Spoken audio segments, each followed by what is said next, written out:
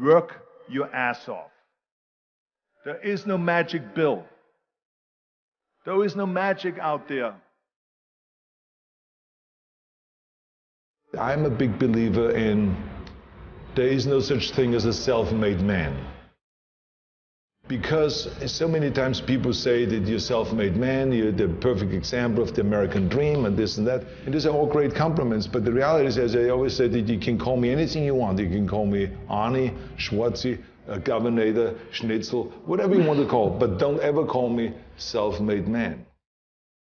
Because I would not be here if I wouldn't have had parents that were dedicated and gave us the love and the affection and the discipline and all of the stuff right from the beginning. I wouldn't be here if I wouldn't have had the help from so many bodybuilders in Graz that helped me. Then all the way to Munich, Albert Busick, then Joe Weider that brought me to America. He brought me to America and he gave me the confidence. He paid for the first apartment in Santa Monica. Without that, I wouldn't have made it. So how can I say that I'm a self-made man? Including when I was governor, I had 5 million people voting for me. Every one of those people that voted for me helped me to become governor. How can I say that I made myself, right? So this would be nonsense, ludicrous.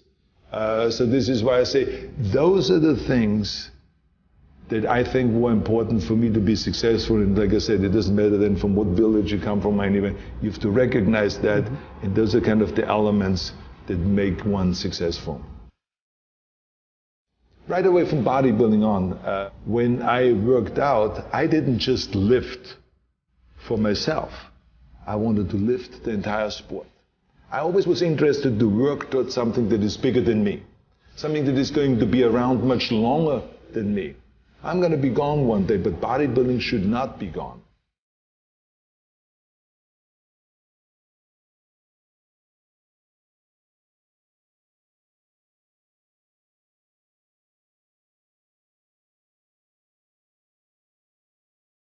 No matter how successful you get, no matter how old you get, you always have to be hungry for more. You always have to be hungry for learning new things. Because you never learn enough. I, for instance, learned, when I grew up, I always thought that greatness was directly tied to fame and fortune. I thought that the big career and the money and the achievement would equal success. But I was dead wrong. But I learned that later on. I learned that totally by coincidence. When the University of Wisconsin did a research program on what effect weight training would have for Special Olympians, for intellectually challenged people, they called me. They said, Arnold, you're the expert in this subject. We want you to come up to the university and to help us with our program, to help us with our Special Olympians. And I flew up to the University of Wisconsin and I helped. And there were these kids. The first exercise we decided to do was bench press, and they were all standing in line. The first kid laid down on a bench. I put a 40-pound barbell over his chest and he did a simple exercise of bench press. He did 10 reps. Then he got up, and then the next one laid down. I put the barbell over his chest, and then that kid started breathing really heavy, and all of a sudden he started screaming really loud. And he jumped up, I pulled the bar back, and he started shaking. I realized that he was scared of the weight. So I calmed him down. I said, that's okay. Just watch your friends do the bench press, and maybe you want to try it again. And the friends came through, and they did all their bench press, and everyone did great performance, and then all of a sudden he stood in line on the end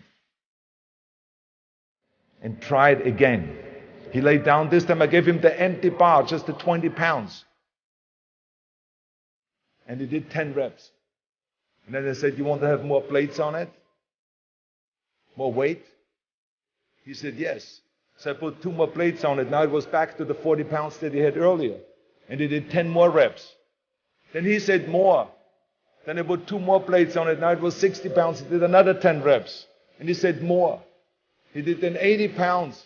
Then I lifted the weight off, and he jumped up, high-fived everyone, and he was so excited. And it was a real eye-opener for me, because when I saw that kid going from terror to self-confidence in that short period of time, So I want you to remember, have a vision, think big, ignore the naysayers, work your ass off, and give back and change the world.